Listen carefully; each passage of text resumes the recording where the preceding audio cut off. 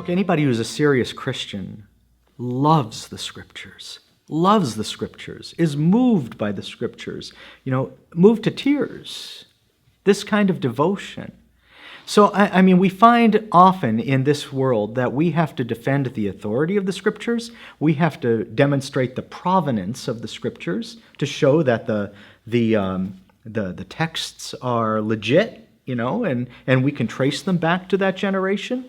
Well, in order to show that the Scriptures have that legitimacy, we have to talk a little bit about that world where the Scriptures arose.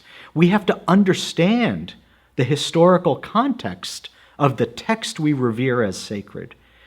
That's the only way we can understand what those words mean in Scripture. We have to understand those words in their historical context. They're not just floating free out there. They had their own culture. They had their own trappings. So we have to understand that. And the fathers are witnesses to that world. They're reliable witnesses to that world because they venerated the Scriptures the same way every serious Christian does today. They valued them. They believed in the authority of Scripture the way we believe in the authority of Scripture today. And so they talked about the Scriptures. They savored the Scriptures. They meditated on the Scriptures. They preached the Scriptures. They interpreted the Scriptures. They loved the Scriptures. And we can look back on what they said about the Scriptures in 67 AD, in 107 AD, and see that consistency. And we can learn so much seeing the Scriptures, reading the Scriptures with first century eyes, the way the apostles did, the way the apostles wrote them. That's a powerful tool placed in the hands of any serious Christian today. Reading the Fathers opens our eyes to the Scriptures in new ways, exciting ways. I have a lot of friends who are former Protestant pastors, okay? And they were never kind of wishy-washy, lukewarm types, When they were Protestant pastors, they were very serious, theologically formed at the best schools and so on.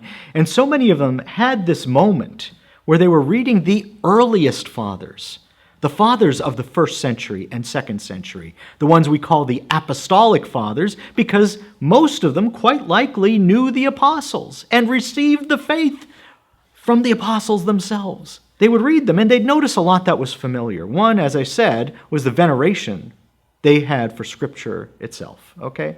There was that. The other thing that was familiar to them was the kind of turmoil that was there in the churches in the ancient world. One believer setting himself against another, and all of these terrible things they had to deal with, scandals, immorality. First generation, this is already a problem in your parish, in your church. So they recognized a lot that was familiar from their own church life. But then they started to see things that were unfamiliar.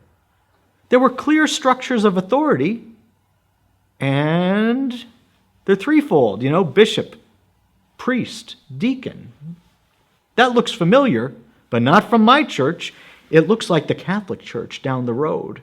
And then they started noticing that these early fathers emphasized the sacraments of the church, the rites of the church, the liturgy of the church, and they talked in a sacrificial way about these things. They used the terminology of sacrifice from the temple in Jerusalem. So all of those terms were familiar, but not in their use in a Christian church. So when they started to think about these local churches, whether in Antioch or Smyrna or Rome, they started to think, wow, that looks like the Catholic parish down the road. For all its troubles, but for all its sacraments too, for all its authority, for all its life.